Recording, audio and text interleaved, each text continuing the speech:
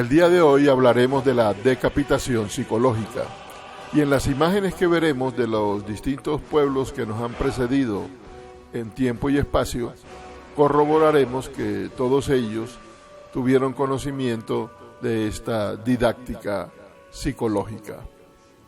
Se oye hablar mucho en la psicología revolucionaria gnóstica de la decapitación psicológica, de la aniquilación budista, de la matanza de los inocentes, etc. Pero, ¿a qué se refiere exactamente estos términos? Dejemos que el maestro Samael nos responda. Nicolas Flamel dejó grabado, pues, en las puertas allá del cementerio de París, escenas sobre el degollamiento de los inocentes. ¿Pero qué es esto del degollamiento de los inocentes? Simbólico también. Y alquimista. Todo iniciado tiene que pasar por el degollamiento. ¿Pero qué es lo que tiene que degollar en uno el Cristo íntimo? Pues sencillamente debe degollar el ego, el yo, el sí mismo. Y la sangre esa que emana pues del degollamiento es el fuego sagrado con el que tiene el iniciado que purificarse, limpiarse, blanquearse. Todo eso es esotérico en gran manera. Nada de eso se puede tomar a la letra muerta. Sí, el degollamiento de los inocentes y toda esa cosa. Ese degollamiento de los inocentes es simbólico, ¿no? Es muy semejante al ángel decapitado, aquel de Samotracia. El ángel de la victoria. Hay que pasar por la decapitación psicológica.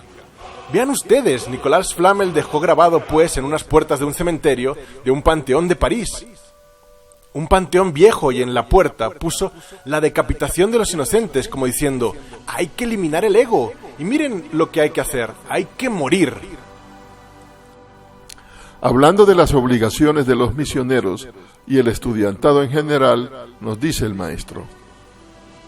¿Qué otra función debe tener esa persona? ¿Qué otra obligación? Vea, esta, pasar por el degollamiento, por la decapitación de Juan Bautista. Preocuparse por desintegrar el ego, esa es su principal obligación. La decapitación de Juan Bautista es algo que nos invita a la reflexión. No sería posible ningún cambio psicológico radical si antes no pasáramos por la decapitación. En psicología revolucionaria se nos hace evidente la necesidad de una transformación radical, y esta solo es posible declarándonos a sí mismos una guerra a muerte, despiadada y cruel. Ciertamente nosotros todos no valemos nada, somos cada uno de nos la desgracia de la tierra, lo execrable. Afortunadamente, Juan Bautista nos enseñó el camino secreto, morir en sí mismos mediante la decapitación psicológica. Pasar por la aniquilación budista sería loable. Quien se resuelve a pasar por la famosa aniquilación budista, es decir, por la autodestrucción del ego psicológico, logra el absoluto despertar de la conciencia. Cuando la conciencia despierta radicalmente, entonces, como secuencia o corolario, se abre la mente interior. Esta no se fundamenta en la fe del carbonero, ni en las creencias, ni en los conceptos materialistas, etc. Tiene como único fundamento la conciencia despierta. Una conciencia despierta es una conciencia que puede captar todos los fenómenos cósmicos y transmitirlos a la mente interior. En estas condiciones, la mente interior puede recibir los mensajes que vienen de la conciencia superlativa del ser. Sería posible esto mediante la aniquilación budista. A medida que uno trabaja sobre sí mismo, va comprendiendo cada vez más y más la necesidad de eliminar radicalmente de su naturaleza interior todo eso que nos hace tan abominables. Las peores circunstancias de la vida, las situaciones más críticas, los hechos más difíciles, resultan siempre maravillosos para el autodescubrimiento íntimo. Las épocas más tranquilas de la vida son precisamente las menos favorables para el trabajo en sí mismo. Aprovechando los momentos críticos, las situaciones más desagradables, los instantes más adversos, si estamos alerta, descubriremos nuestros defectos sobresalientes, los yoes que debemos desintegrar urgentemente. La autoobservación. El sentido de la autoobservación íntima se encuentra atrofiado en todo ser humano. Trabajando seriamente, autoobservándose de momento en momento, tal sentido se desarrollará en forma progresiva. A medida que el sentido de la autoobservación prosiga su desarrollo mediante el uso continuo, nos iremos haciendo cada vez más capaces de percibir en forma directa aquellos yoes sobre los cuales jamás tuvimos dato alguno relacionado con su existencia. Ante el sentido de la autoobservación íntima, cada uno de los yoes que en nuestro interior habitan asumen realmente esta o aquella figura secretamente afín con el defecto personificado por la misma. Indubitablemente, la imagen de cada uno de estos yoes tiene cierto sabor psicológico inconfundible, mediante el cual aprendemos, capturamos, atrapamos instintivamente su naturaleza íntima y el defecto que le caracteriza. Es necesario tomar nota a través del sentido de la autoobservación psicológica, sobre todo en nuestros estados psicológicos diarios, si es que de verdad queremos un cambio definitivo. La retrospección. Antes de acostarnos, conviene que examinemos los hechos ocurridos en el día, las situaciones embarazosas, la carcajada estruendosa de Aristófanes y la sonrisa sutil de Sócrates. Puede que hayamos herido a alguien con una carcajada, puede que hayamos enfermado a alguien con una sonrisa o con una mirada fuera de lugar. Recordemos que en esoterismo puro, bueno es todo lo que está en su lugar, malo es todo lo que está fuera del lugar. El agua en su lugar es buena, pero si ésta inundare la casa estaría fuera de lugar, causaría daños, sería mala y perjudicial. El fuego en la cocina y dentro de su lugar, además de ser útil, es bueno, y fuera de su lugar, quemando los muebles de la sala, sería malo y perjudicial. Cualquier virtud, por santa que sea, en su lugar es buena, fuera de lugar es mala y perjudicial. Con las virtudes podemos dañar a otros, es indispensable colocar las virtudes en su lugar correspondiente. ¿Qué diríais de un sacerdote que estuviese predicando la palabra del Señor dentro de un prostíbulo? ¿Qué diríais de un varón manso y tolerante que estuviese bendiciendo a una cuadrilla de asaltantes que intentasen violarle a la mujer y a las hijas? ¿Qué diríais de esa clase de tolerancia llevada al exceso? ¿Qué pensaríais sobre la actitud caritativa de un hombre que en vez de llevar comida a casa repartiese el dinero entre mendicantes del vicio? ¿Qué opinaríais sobre el hombre servicial que en un instante dado prestase un puñal a un asesino? Recordad, querido oyente, que entre las cadencias del verso también se esconde el delito. Hay mucha virtud en los malvados y hay mucha maldad en los virtuosos. Aunque parezca increíble, dentro del mismo perfume de la plegaria, también se esconde el delito. El delito se disfraza de santo, usa las mejores virtudes, se presenta como un mártir y hasta oficia en los templos sagrados. En tanto un hombre no haya disuelto estas creaciones del infierno, estas aberraciones de sí mismo, indubitablemente en lo más hondo, en lo más profundo, continuará siendo algo que no debiera existir, una deformidad, una abominación. Lo más grave de todo esto es que el abominable no se da cuenta de su propia abominación, se cree bello, justo, buena persona, y hasta se queja de la incomprensión de los demás. Lamenta la ingratitud de sus semejantes, dice que no le entienden, llora afirmando que le deben, que le han pagado con moneda negra, etcétera, etcétera, etcétera. Ver tales creaciones, observar esas monstruosidades del infierno dentro de las cuales se halla embotellada nuestra mismísima conciencia, se hace posible con el desarrollo siempre progresivo del sentido de la autoobservación íntima. El sentido de la autoobservación íntima nos permite verificar por sí mismos y en forma directa el trabajo secreto mediante el cual, en tiempo dado, estaremos disolviendo tal o cual yo, tal o cual defecto psicológico, posiblemente descubierto en condiciones difíciles y cuando menos lo sospechábamos. ¿Habéis pensado tú alguna vez en la vida sobre lo que más os agrada o desagrada? ¿Tú habéis reflexionado sobre los resortes secretos de la acción? ¿Por qué queréis tener una bella casa? ¿Por qué deseáis tener un coche último modelo? ¿Por qué queréis estar siempre a la última moda? ¿Por qué codiciáis no ser codicioso? ¿Qué es lo que más te ofendió en un momento dado? ¿Qué es lo que más os halagó ayer? ¿Por qué os sentisteis superior a fulano o fulana de tal en determinado instante? ¿A qué hora te sentisteis superior a alguien? ¿Por qué te engreísteis al relatar tus triunfos? ¿No pudisteis callar cuando murmuraban de otra persona conocida? ¿Recibisteis la copa de licor por cortesía? ¿Aceptaste fumar tal vez no teniendo el vicio, posiblemente por el concepto de educación o de hombría? ¿Estáis tú seguro de haber sido sincero en aquella conversación? Y cuando te justificas a ti mismo, y cuando te alabas, y cuando cuentas tus triunfos y los relatas repitiendo lo que antes dijiste a los demás, ¿comprendiste que eras vanidoso? El sentido de la autoobservación íntima, además de permitirte ver claramente al yo que estáis disolviendo, te permitirá también ver los resultados patéticos y definidos de tu trabajo interior. Eliminación. Indubitablemente, la mente no puede alterar fundamentalmente ningún defecto psicológico. Obviamente, el entendimiento puede darse el lujo de rotular un defecto con tal o cual nombre, de justificarlo, de pasarlo de un nivel a otro, etc. Mas no podrá por sí misma aniquilarlo, desintegrarlo.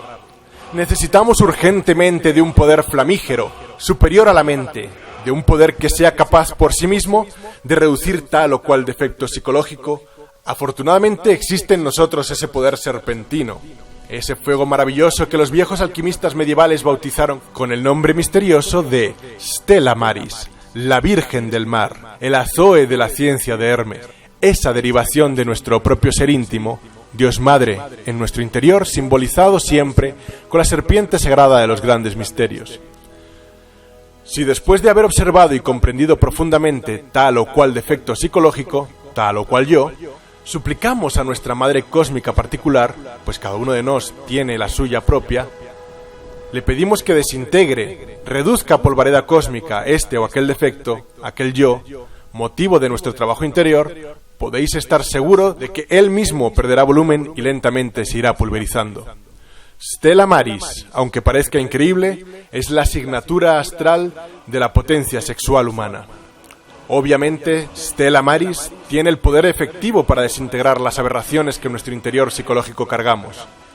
Nuestro propio ser derivado, Tonantzin, Stella Maris como potencia eléctrica desconocida para la humanidad entera y que se halla latente en el fondo mismo de nuestra psiquis, ostensiblemente goza del poder que le permite decapitar a cualquier yo antes de la desintegración final.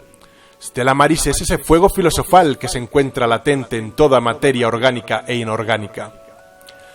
Los impulsos psicológicos, los anhelos de espiritualidad trascendente y el trabajo de la muerte del ego pueden provocar la acción intensiva de tal fuego y entonces la decapitación se hace posible. Mientras un hombre no pase por la aniquilación budista, por la decapitación psicológica nada ha hecho. Mientras un hombre no trabaje sobre su propia vida, está perdiendo el tiempo miserablemente. Tenemos que ser sinceros consigo mismos, preguntarnos qué queremos, qué es lo que queremos. Si hemos venido a la enseñanza gnóstica por mera curiosidad, si de verdad no es pasar por la decapitación lo que estamos deseando, entonces nos estamos engañando a sí mismos. Estamos defendiendo nuestra propia podredumbre. Estamos procediendo hipócritamente. En las escuelas más venerables de la sapiencia esotérica y del ocultismo, existen muchos equivocados sinceros que de verdad quieren autorrealizarse, pero que no están dedicados a la desintegración de sus abominaciones interiores. Una vez entendido todo esto, nos será más fácil comprender las imágenes que a continuación veremos, que no solo nos muestran que en todas las culturas que nos han precedido en tiempo y espacio se conoció y enseñó la muerte, la decapitación o aniquilación del ego, sino que además nos recuerdan el camino de la autorrealización íntima del ser y nos dan certeza de que este es el camino de la regeneración individual, del despertar de la conciencia. En esta primera imagen ya vemos la similitud entre el Perseo de la cultura griega y el David de la cultura jesucristiana. El uno decapita a la medusa y el otro a Goliat. Aquí vemos la estela de Aparicio de las culturas del centro del estado de Veracruz. En la imagen, la sangre del sacrificado se sublima y se alza, no se vierte, se levanta como una serpiente. No se vierte porque esa sangre ya no es sangre, es fuego, es luz, es conciencia. Por eso del cuello del cercenado, del decapitado, que es un jugador del juego ritual de pelota, surgen 7 serpientes entrelazadas en alusión a Chicomecoatl, 7 serpientes, porque son 7 defectos capitales que una vez muertos, decapitados, dan paso a las 7 serpientes de luz o virtudes teologales.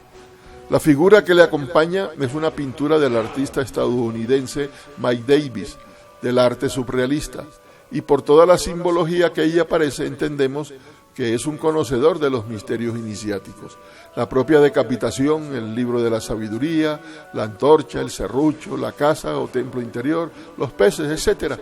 La preciosa sangre del autosacrificio, como ya dijimos, no se vierte, se recoge en la sagrada copa o santo grial.